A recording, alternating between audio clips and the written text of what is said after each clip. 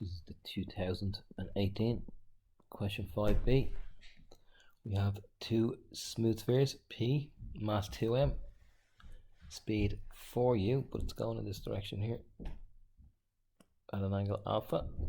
So we have a mass of 2m and it's traveling at 4u cos alpha in the I direction, positive direction, 4u sine alpha in the j direction. Its mass is 2m. Afterwards it's going to be p in the I direction, maintaining the j, which is 4u sine alpha in the j direction. You don't need to go through why it's sine and cos at this point. Hopefully sine is opposite a. We have 4u on the hypotenuse. That's how we work these out. So it collides obliquely with an equal smooth sphere q of mass 3m, moving with speed u, and it's coming down in this direction, same angle alpha, but it's coming down in this direction, and this direction is negative. So we're going to have minus u cos alpha in the I direction, minus u sine alpha in the j direction, and we're going to have q in the I direction afterwards, minus u sine alpha in the j direction. We're also told the coefficient of restitution is a fifth, so we can apply our formulas here. The principle of conservation of momentum, 2m by 4u cos alpha plus 3m by minus u cos alpha is equal to 2mp plus 3mq. Dividing by m and simplifying, we're going to get 2p plus 3q, just reading it from right to left, is equal to 8u cos alpha minus 3u cos alpha, which is 5u cos alpha.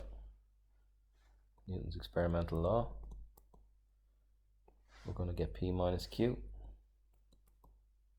over 4u cos alpha minus u cos alpha, 5u cos alpha, leave it a minus a fifth, minus e. So 5p minus 5q is equal to minus 5u cos alpha. We have a 2p and a 3p, so I'm going to need to multiply both of them. So if I multiply this one by 3 to get minus 15q, 15p minus 15q is equal to minus 15u cos alpha. I could have divided by 5 and multiplied by 3, but it's all the same. If I multiply this one by 5, I'm going to get 10p plus 15q is equal to 25u cos alpha. Combining these two lines, I'm going to get 25p is equal to 10u cos alpha,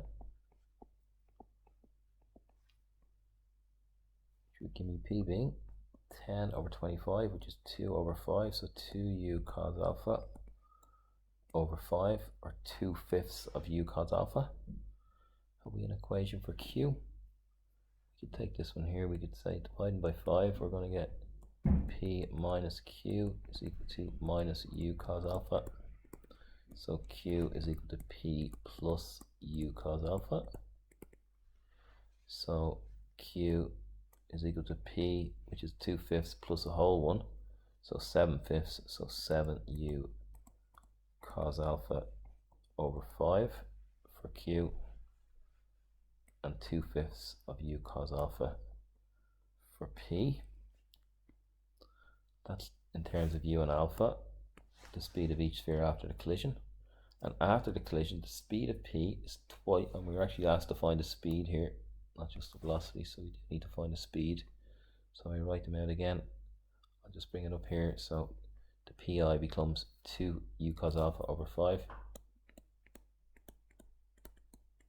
in the I direction, plus 4u sine alpha in the j direction, and the magnitude of this is equal to the square root of, let's go back to it now, and then q, we have 7/5, 7u cos alpha over 5, and and minus u sine alpha in the j direction. We're looking for the magnitude of this. Just need to make my square root a bit bigger. So it's going to be the square root of this guy to be squared. So it's going to be 4u squared cos squared alpha over 25 plus 16 u squared sine squared alpha.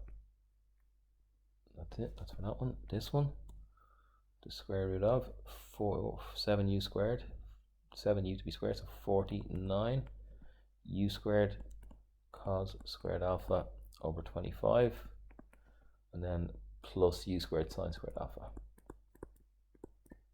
Speed afterwards. Then we're told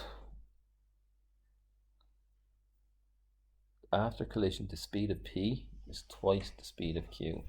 So this one is going faster than this one, so we have to multiply this one by 2.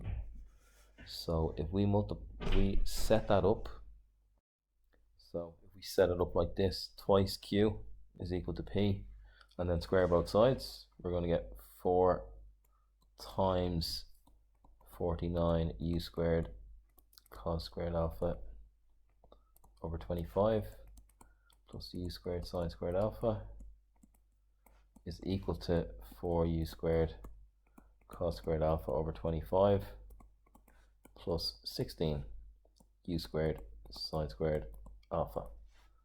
Now every term has u squared here, as you can see, so we can divide by u squared. We're going to get 4 by 49 is 196 over 25, and then we're going to bring across 4 over 25, so negative, so 196 minus 4, 192 cos squared alpha over 25 is going to be equal to, I have 16 sine squared alpha, and I'm bringing across 1, so it's going to be 15 sine squared alpha. So 192 over 15 times 25 is equal to sine squared alpha over cos squared alpha. That's tan squared alpha. Let me just simplify the left hand side. That's equal to 0.512, and if we get the square root of that, we'll get what tan alpha is. 0.7155, and the inverse tan of this will give me a, which is to 1 decimal point 35.583, 35.6 degrees for the angle alpha. And now there's a prize for seeing the mistake. I didn't multiply the 4 by the u squared, so that should be 4u squared going across to the 16, which would make it 12. So this 15 here will be a 12, and just these 3 numbers change. This becomes 0.64, which makes this 0.8, which makes the answer 38.659, so 38.66 degrees. Just be careful when simplifying. Don't make silly errors, so I leave that one in there to teach you all a lesson and me a lesson.